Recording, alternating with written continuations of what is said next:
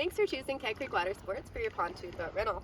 Before we get you out on the water, we'd like for you to understand a couple things about your rental to help keep you, your passengers, your fellow boaters, and our equipment safe. First thing we're going to talk about is your engine, which drives your boat forward. We're going to start with the trim, which focuses on raising your boat motor up or down. You can also control this from the boat, which we'll go over shortly. The first thing you want to know is before you turn on your pontoon, you want to make sure that this guard is actually at the water surface or below, because your engine is water cooled. So these areas here need to be in the water to take water to cool your engine. If they're not, you can completely and totally burn up your engine. Whenever you're driving out in the middle of the lake, you can trim your motor all the way down at full speeds. That's where it rides best. When you're coming back in to beach it, you want to make sure that you start trimming it up whenever you're about 20 feet out or so. Make sure it's trimmed up to where this guard is barely in the water.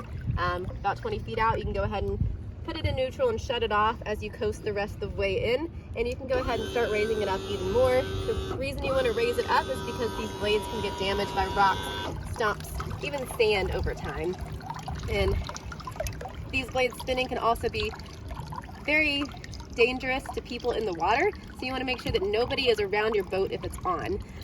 If your boat's on, especially if it's in gear, these blades are spinning very fast and can cause serious injury or death if anybody is run over or if anybody's in the way of the blades while they're moving. Whenever you let people out to swim in deep water, you can anchor your boat. Make sure that the first thing you do is turn your boat off and count to 10 before you let anybody out of the boat. Also make sure that this ladder is down so they have a safe way to get back on. This ladder, the way that it comes up and down on the hinge, it can be dangerous to people. Make sure that they always hold the ladder above the water or on the horizontal bars so that no fingers get caught where the two metal bars meet. Once you reboard the boat, make sure that the last person on brings this ladder up and securely fastens it back. If you put your boat in gear and drive off with it down, it'll flap around on top of the water and you'll probably lose the slower piece, which we will have to charge you for. So make sure that it's securely fastened and everybody's back in and seated before taking off on your boat. All right, so now we're in the boat from the captain's chair. We are going to go over safety equipment. We'll go into depth when you get here. We'll show you where everything's at, but basically your life jackets are going to be in front of the driver's seat, either in the seat cushion or on the backrest if it has that cushion that lifts up, which not all of the pontoon boats do have. There's also an anchor if you want to anchor your boat. Make sure that before you throw it out, it is securely attached to a cleat. There's also going to be some buoys if you dock your boat. Make sure that you throw those out so that you don't incur any damages from scraping the side of docks. It's a good safety precaution.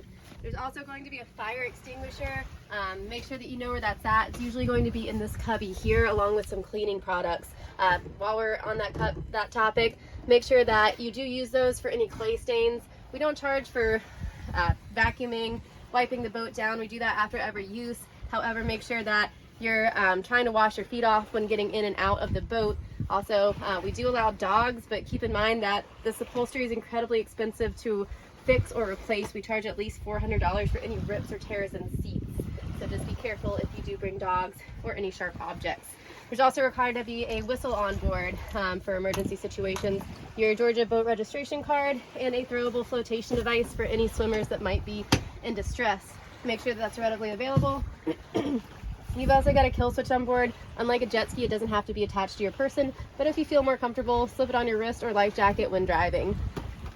And then once everybody's in the boat, all gates are closed. Everybody that needs to have life jackets on has them on. Speaking of which, if you want to wear your life jacket and you're over 12 years old, make sure that you let us know. We'll get you a much more comfortable one than those orange ones. Anybody 12 and under does have to have their life jacket on at all times. So once everybody's seated, you can go ahead and click your boat on. The gauges will turn on. Make sure we will send you out with a full tank of gas. You don't have to replenish that before you come on in. That's on us. Here is your trim gauge. Again, we're going to focus on that. You can control your trim from the throttle. You can move it up or down. In this particular boat, we wanted it about the halfway mark, but we'll go over your specific boat when you show up for your rental. Before you turn your boat on, make sure that it's in the neutral position. You can kind of shimmy it in the neutral position. It's going to be like dead center, but this one's kind of tricky because it also kind of settles into a forward idle position. So make sure that's actually in neutral position. Again, your boat won't start unless it is in the neutral position. So before, if you're having any issues with turning it on, double check that. Once you get going, make sure that your trim is down, at least to where the guard is. Once we push you out, you can start lowering it even more. Then abrupt movements are not your friends. You want to slowly get out of neutral and slowly push forward after the idle speed.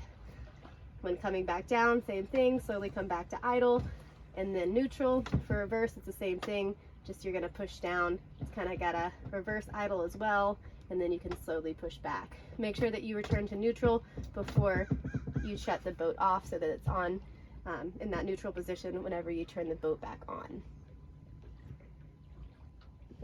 Alright, so again, before you turn on your engine, make sure that everybody is seated. All the gates are closed. You've got 3, one in the front, one in the side, and one in the back. Once everybody's seated, all gates are closed, you can go ahead and start your engine. We'll help you get out of here, but do note that we are in a slow no wait area, so make sure that you idle past that buoy. Also make sure that you check out the Georgia boat rental safety video. Again, we do a test whenever you get here, and there's information from this video and that video as well on the test. Especially pay attention to the navigation rules and buoys and markings.